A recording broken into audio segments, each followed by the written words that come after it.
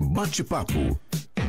O serviço de traumatologia e de ortopedia do Hospital Estrela está completando um ano. Nós estamos recebendo aqui para um bate-papo, para uma conversa, o Johnny Locatelli, gerente administrativo do hospital, e a doutora Natália Burger, médica ortopedista e traumatologista. Johnny, como vai? Bom dia. Bom dia, Moisés. Bom dia da Rádio Independente. Nessa data, comemorando este 12 meses, né, de implantação do serviço de traumatologia do Hospital Estrela. Foi tão requisitado, né, tão aplaudido pela comunidade, pelos prefeitos, né, e hoje aqui a gente está colhendo os frutos, né, desse grande trabalho. Foi feito em parceria, né, com o pessoal da comunicação, das rádios, né, de todos os parceiros que se envolveram nessa implantação. Doutora Natália, bom dia, prazer tê-la conosco. Bom dia, obrigado pelo convite. Prazer estar aqui, bom dia, pessoal ouvinte da Rádio Independente. Gente, eu começo perguntando para vocês, para exemplificarmos para nossa audiência, um ano depois, o que mudou na prática quando a gente fala desse serviço de traumato no Hospital de Estrela? O que passou a acontecer que não acontecia antes?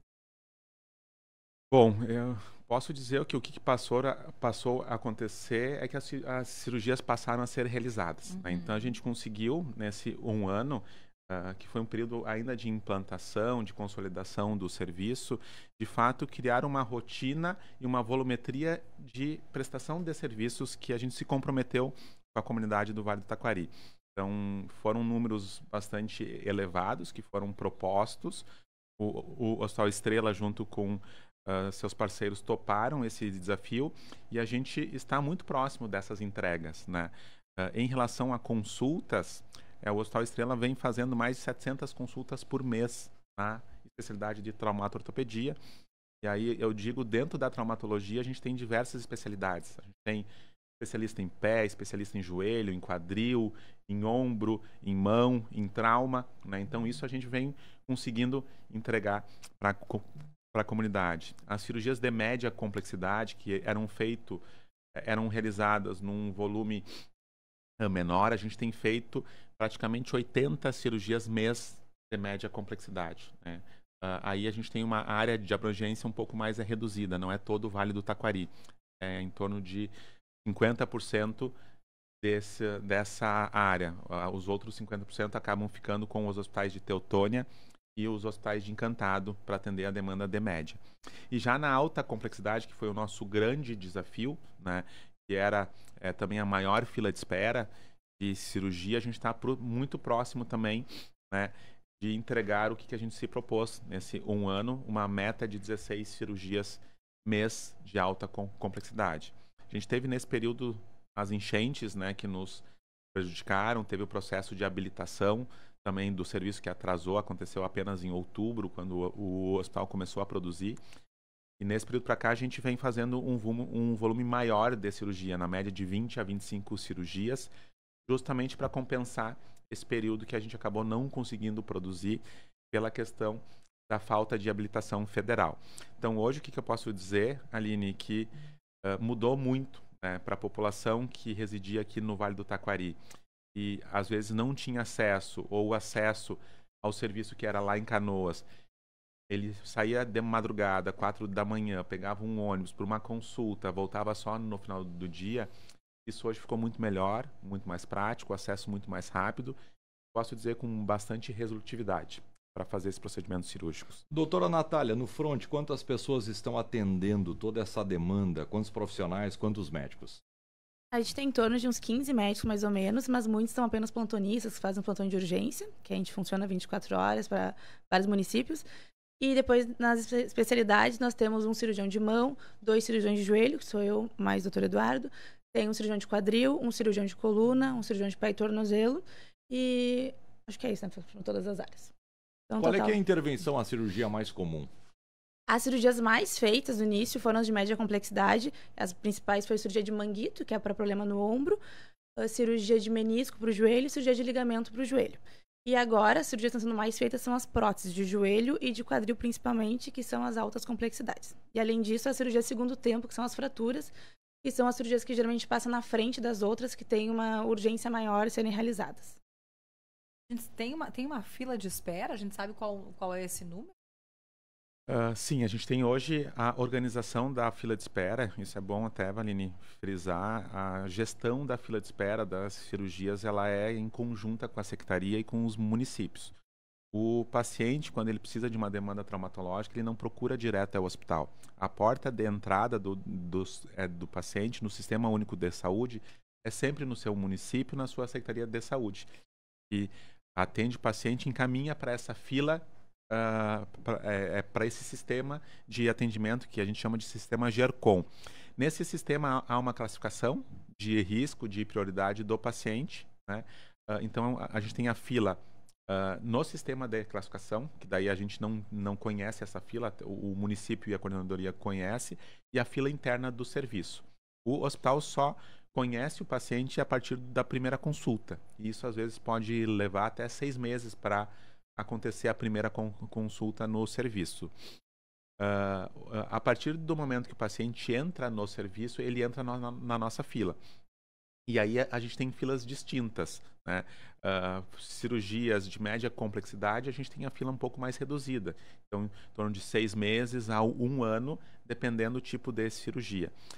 Cirurgias de alta complexidade, que era aquele volume que estava há muito tempo represado, que não acontecia, ou não acontecia no volume que a gente entendia que a nossa comunidade precisaria, essa fila está um pouco maior. Então, as próteses de joelho, né, a fila está em torno de 12 meses, né, e prótese de quadril, neste momento, em torno de 2 anos para se fazer a cirurgia.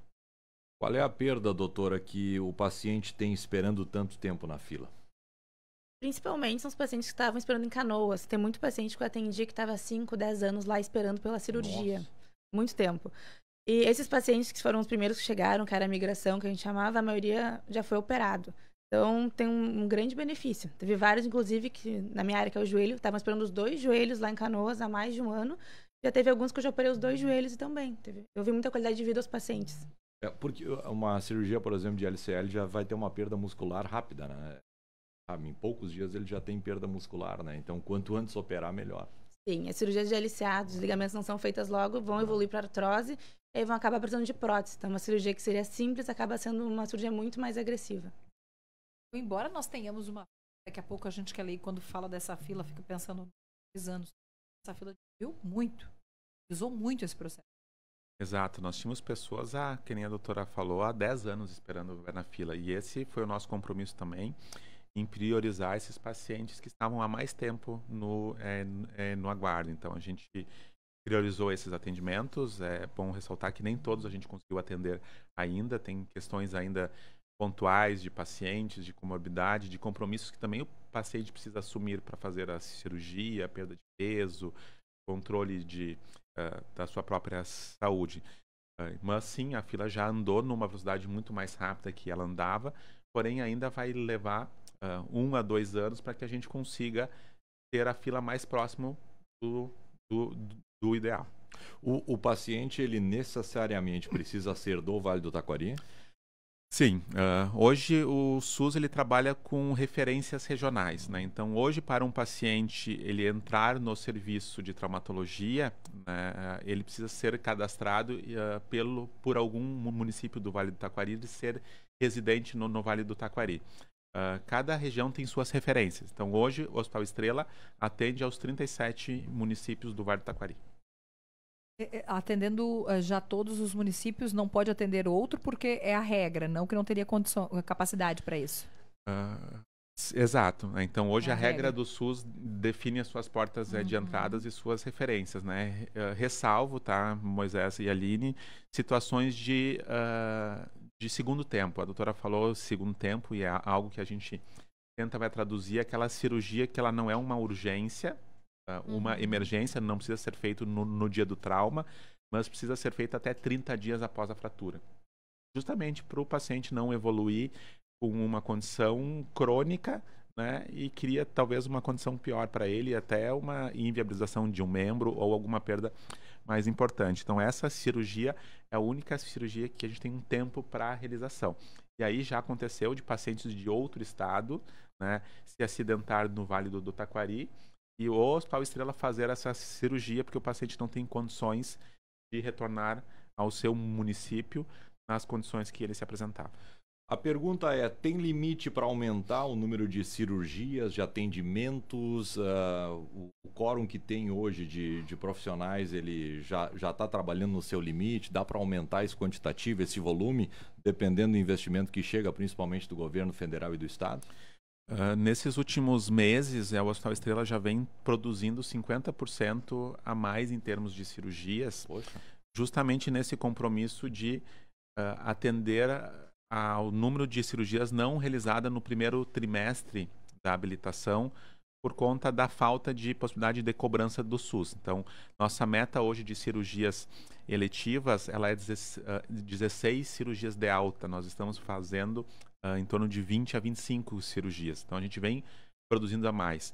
Então, paralelo a isso, também tem alguns municípios que procuram o hospital, até com emendas parlamentares, de alguma forma para auxiliar no andamento das suas filas. Então, a gente vem atendendo também os municípios de outras formas, né? Então, sim, hoje o hospital está estruturado para fazer numa média de 25 cirurgias mês, a gente consegue atender.